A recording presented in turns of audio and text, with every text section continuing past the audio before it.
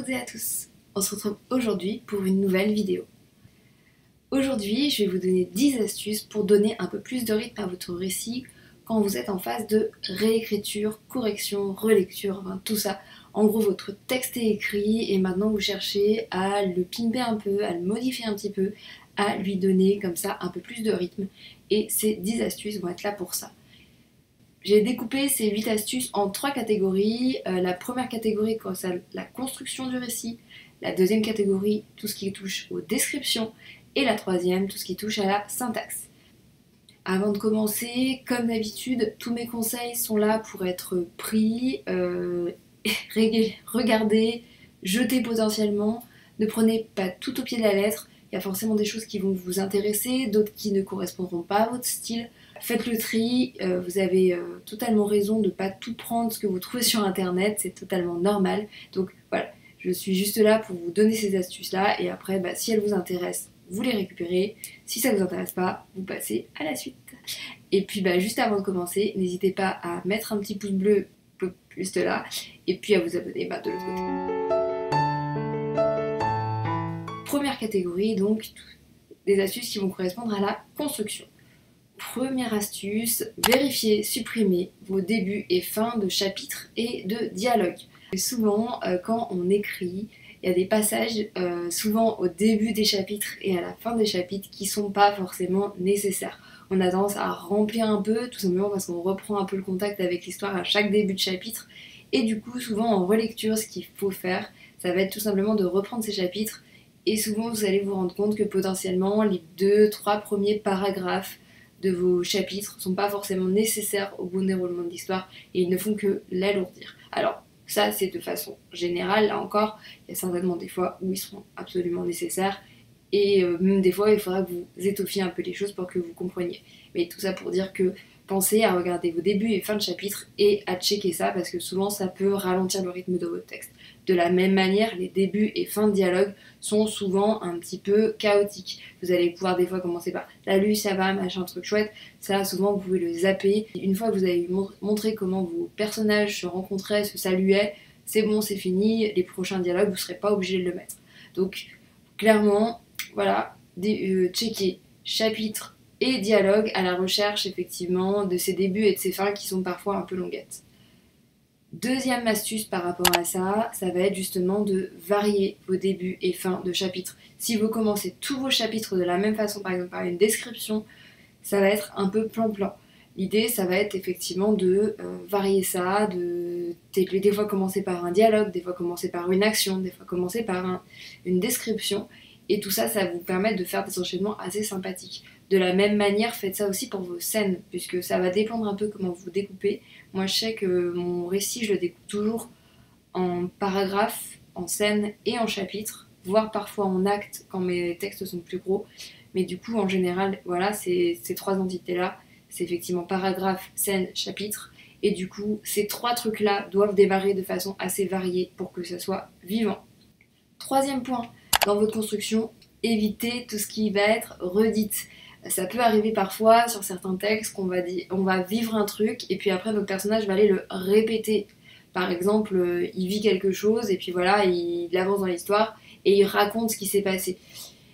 Ça, souvent, c'est des choses qui peuvent créer un peu de... Ouais, ça peut être un peu long. Donc, pour éviter que ça le soit, plusieurs solutions. Souvent, tout simplement, tout couper. Tout simplement dire, ok, il raconte à tout ça, bloc, bloc, bloc, et on enchaîne. Il y a des cas dans lesquels il est absolument nécessaire que votre personnage raconte ce qui s'est passé. Tout simplement parce que potentiellement vous allez vouloir que votre personnage il soit en train de mentir pour embellir son rôle par exemple, ou au contraire il va mentir pour cacher des choses. Donc dans ce cas-là, effectivement, il faut absolument que vous montriez les différences entre la réalité et la façon dont raconte votre personnage. Donc dans ce cas-là, bien sûr, faites-le. Mais essayez de le faire de façon à éviter les redites pour éviter que votre lecteur il se tape 2 fois la même histoire, même si c'est raconté différemment, ça peut vite mal tourner. Donc voilà, appliquez-vous à ça et regardez un petit peu sur ces salles-là pour traquer les moments où vous allez vous redire et potentiellement ajouter des longueurs à votre texte. Quatrième point, supprimez tout ce qui ressemble à un passage filler. Alors en anglais, filler c'est boucheur de trous, donc en gros c'est tous ces passages qui sont un peu là parce qu'il faut bien les écrire, mais qui finalement remplissent un peu les trous entre deux scènes importantes ou remplissent un peu les trous entre un moment et un autre. Enfin, tous ces morceaux, toutes ces scènes que finalement vous n'avez pas pris de plaisir à écrire et que vous avez mis là parce que vous vous êtes dit qu'il fallait les mettre, posez-vous la question, est-ce qu'elles sont importantes? Est-ce qu'on ne peut pas faire sans?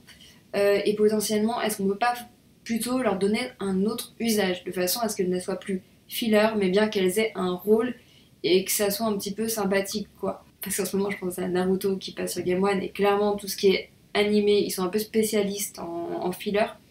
Les fillers dans Naruto, et là en l'occurrence en Boruto qui est en train de passer, ça va être des épisodes qui sont là pour...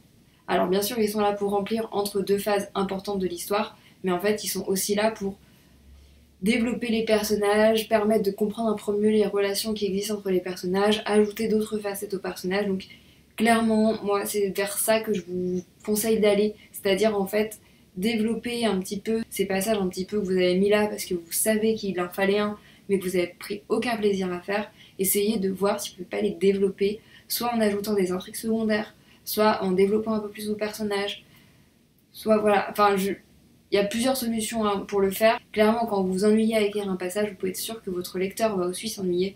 Donc, clairement, essayez au maximum de remplacer ces passages que vous avez écrits pour les écrire par des passages que vous appréciez. Et ça ira mieux.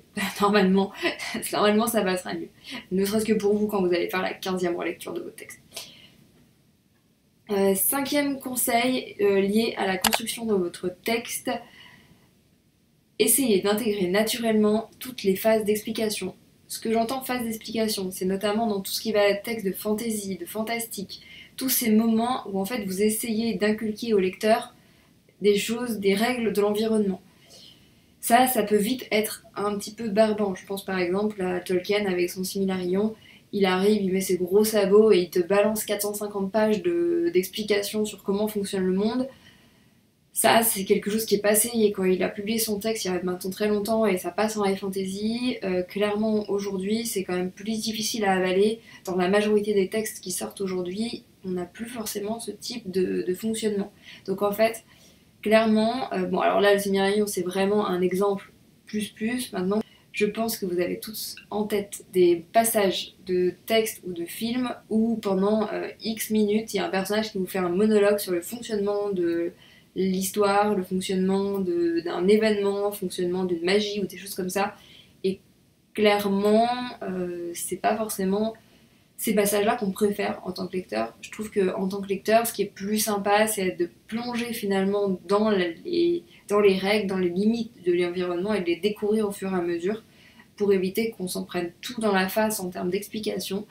Après, voilà, ça c'est plus un avis de lectrice, je dirais. Je sais qu'il y a aussi des romans qui favorisent finalement les explications longues sur ce qui se passe. Donc, voyez, si vous êtes un lecteur qui apprécie le fait qu'on vous balance plein d'infos, bah laissez-le peut-être comme tel. Si vous vous rendez compte là maintenant quand je vous le dis que ouais c'est vrai que finalement les gros passages d'explication vous trouvez ça un peu lourd et vous appréciez pas trop ça en tant que lecteur, bah essayez de voir comment vous pourriez twister un peu vos textes pour alléger la partie présentation, la partie découverte de votre univers pour que ça soit un petit peu plus buvable pour votre lecteur. On passe à la deuxième partie, donc sur les descriptions. Donc, sixième astuce, ça va être adopter les descriptions en mouvement. Qu'est-ce que j'appelle les descriptions en mouvement? Soit c'est des descriptions qui vont bouger avec le personnage, c'est-à-dire que votre personnage avance et décrit ce qu'il voit au passage, donc en fait, vous avez à la fois un peu d'action et à la fois un petit peu de description sur ce qu'il a autour de lui. Soit c'est des descriptions où c'est un petit peu comme si vous aviez une caméra, soit qui part d'un détail et qui va vers l'extérieur et qui vous fait comme ça un dézoom, soit inversement une caméra qui vous fait un zoom. Les descriptions en mouvement, en tout cas là encore, pour moi en tant que lectrice, c'est vachement plus agréable qu'un truc un peu figé où on va vous expliquer tout ce qu'il y a dans la scène et ensuite on va vous balancer le personnage qui arrive au milieu. Je trouve que ce qui permet de donner comme ça un petit peu de rythme à votre texte, c'est comme ça de bouger un peu votre caméra dans votre univers et du coup c'est plus agréable. Septième point maintenant, supprimer tout ce qui est mot filtre. Alors, un mot filtre, qu'est-ce que c'est? Un mot filtre, c'est un mot qui va venir, souvent c'est un verbe, qui va venir comme ça mettre le filtre entre le personnage, ce qu'il voit, et du coup l'homofiltre. Et du coup derrière ça il y a le lecteur, et le lecteur du coup il a plein comme ça de petits entonnoirs avant de voir ce qui se passe. Et du coup ce mot filtre il a pour effet finalement de nous séparer complètement de ce que vit le personnage. Puisque par exemple ça va être le personnage remarqua qu'il pleuvait. Au lieu de ça vous auriez tout simplement pu écrire il pleuvait. Donc bien sûr, le mot filtre il est important parfois pour savoir, souvent surtout sur des points de vue omissions et des choses comme ça permet de savoir qui est en train de parler. Donc ça c'est vrai que c'est important de savoir dans la tête de qui finalement on est en train de se trouver et ça permet de se positionner. Donc c'est vrai que ça peut des fois être très utile d'avoir ces mots-là qui permettent, hop, ok, où c'est que je suis. Pour le lecteur c'est super important, mais c'est vrai que ça peut aussi poser des problèmes tout simplement de distanciation avec le personnage. Donc ça peut être bien effectivement de varier entre de temps en temps utiliser des mots filtres pour permettre au lecteur comme ça de savoir où il se positionne dans l'histoire.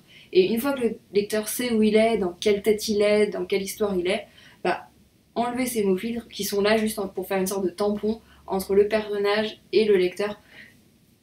C'est pas forcément très agréable de comme ça ressentir qu'on est loin de ce qui est en train de se passer. Enfin, sur les descriptions, un dernier point qui j'aurais pu attacher à la construction, j'ai un peu hésité quand j'ai monté cette vidéo, mais ça c'est pas très grave, ça va être de remplacer vos descriptions faibles de personnages. Qu'est-ce que j'appelle une description faible? C'est genre par exemple, ce personnage-là est timide. Ce personnage-là s'entend bien avec machin. Plutôt que dire ça, il faut mieux montrer ça. C'est-à-dire que c'est le fameux show don't tell qu'on va retrouver là encore comme conseil d'écriture que vous avez dû voir et entendre des milliers de fois. Show don't tell, ça veut tout simplement dire montre, ne raconte pas. Et là c'est exactement ça, votre personnage, vous allez juste dire oh il est un peu timide.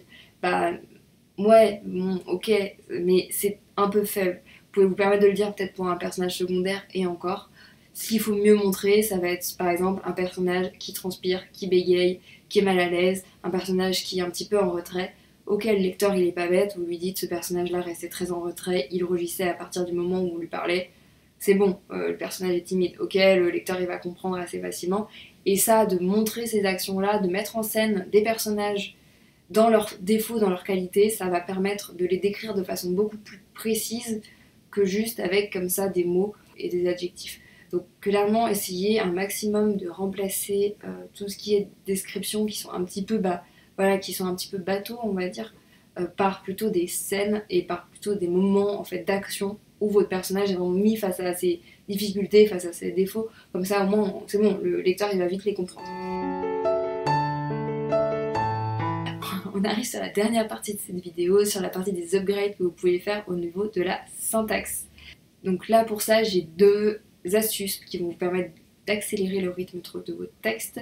La première, ça va tout simplement être de varier les longueurs de vos phrases. Et souvent, on imagine que parce qu'on va faire des phrases courtes, le rythme va être rapide. C'est pas vrai. En fait, si vous avez que des phrases courtes dans votre texte, vous allez avoir un rythme qui va finalement être très bizarre, mais pas rapide. Et en fait, et certainement pas entraînant non plus. En fait, le fait d'alterner comme ça des phrases longues, des phrases courtes, des phrases longues, des phrases courtes, bref, vous avez compris, ça va permettre de donner du rythme à votre texte, de même que la ponctuation d'ailleurs. Dans la phrase, il se passe des choses, quoi. Vous pouvez mettre des points-virgules, vous mettez des doubles points, vous pouvez vous amuser avec la ponctuation, c'est même pour ça qu'elle existe, et du coup, n'hésitez pas à le faire, et c'est ça aussi qui va donner du rythme à votre texte. D'ailleurs, je glisse ça ici, mais quand vous avez une phrase qui vous échappe un peu, que vous maîtrisez mal, raccourcissez-la, coupez-la en deux, et ça ira mieux. Et d'ailleurs, ça va me faire rebondir sur la dernière astuce que je voulais vous donner. Évitez tout ce qui va être... Enfin, évitez. Là, j'aime pas trop ce mot, mais l'idée, ça va être de faire attention aux périphrases. Les périphrases, les paraphrases, c'est ces outils qui vont vous permettre de réexpliquer, d'expliquer des mots que vous n'avez pas, ou de tourner un petit peu autour du truc, pour augmenter le rythme de votre texte, trouver les bons mots, ça sera toujours plus efficace. Alors là, c'est pour ça que je vous disais que ce conseil-là, je le mets entre gros guillemets, c'est-à-dire qu'en fait, effectivement, il y a des moments, c'est important de pouvoir varier aussi ce que vous allez dire, tout simplement pour éviter tout ce qui est répétition, et puis même, ça fait partie du style aussi. Pour moi, de dire tout simplement supprimer les paraphrases, c'est stupide. Enfin, c'est pas le but non plus, c'est pas de tout supprimer. C'est plus faites attention à ces choses-là, Regardez quand vous faites une paraphrase, quand c'est utile dans votre texte, et regardez quand en fait vous l'avez fait parce que vous savez peut-être pas le mot au moment où vous avez écrit et où en fait finalement un mot à la place aurait été plus efficace. J'avais prévu que cette vidéo serait longue, elle l'est. Je me rends compte là je suis déjà à 19 minutes de tournage donc elle est assez longue. Mais j'arrive effectivement à la fin de cette vidéo. J'espère que ces différentes astuces vous auront aidé. N'hésitez pas à mettre en commentaire toutes les astuces que vous utilisez quand vous voulez accélérer et donner un peu plus de rythme à votre texte. Je vous retrouve très vite dans une prochaine vidéo. Allez, bye!